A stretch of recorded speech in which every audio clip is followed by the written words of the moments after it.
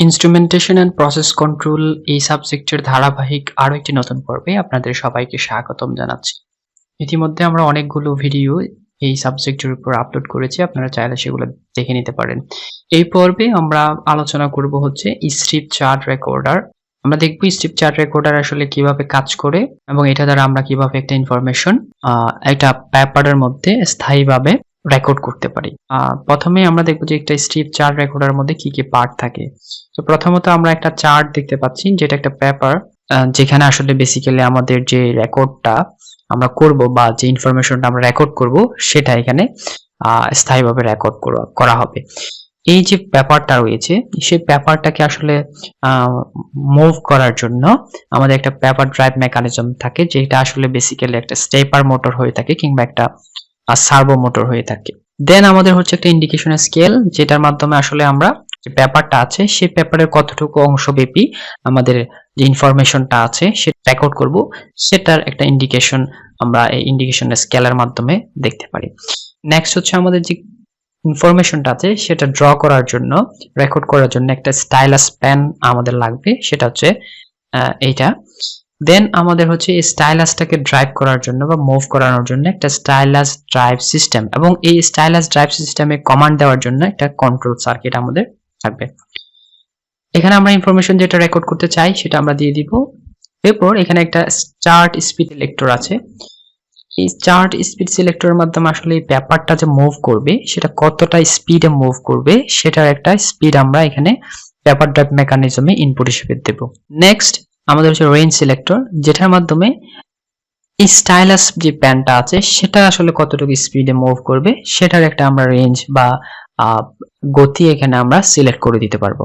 ওকে, এই হচ্ছে বেসিক কিছু পার্ট বা বেসিক কিছু ইনস্ট্রুমেন্ট যেটা দ্বারা একটা স্ট্রিপ চার্ট রেকর্ডার তৈরি হয়ে থাকে।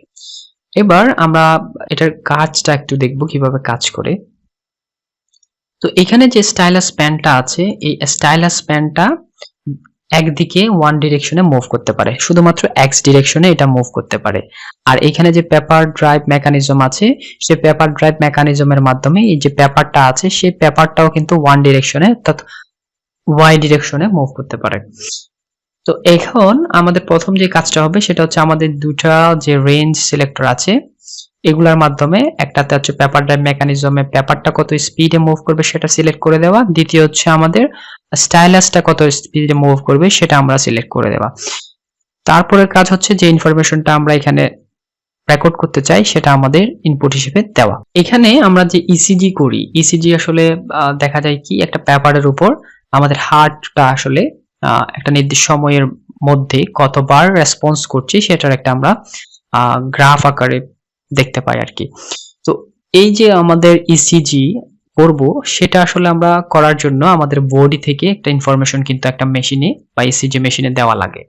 তো আসলে এই ইনফরমেশনটা এখান থেকেই আমরা দিব।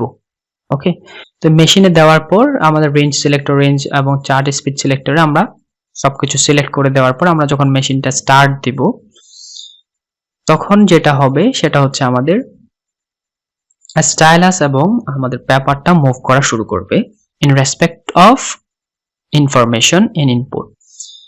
ফলশ্রুতিতে যেটা হবে সেটা হচ্ছে আমাদের এই যে গ্রাফ আছে সেই গ্রাফের মধ্যে ইনপুটের রেসপেক্টে একটা গ্রাফ রেকর্ড হয়ে যাবে বা ড্র হয়ে যাবে।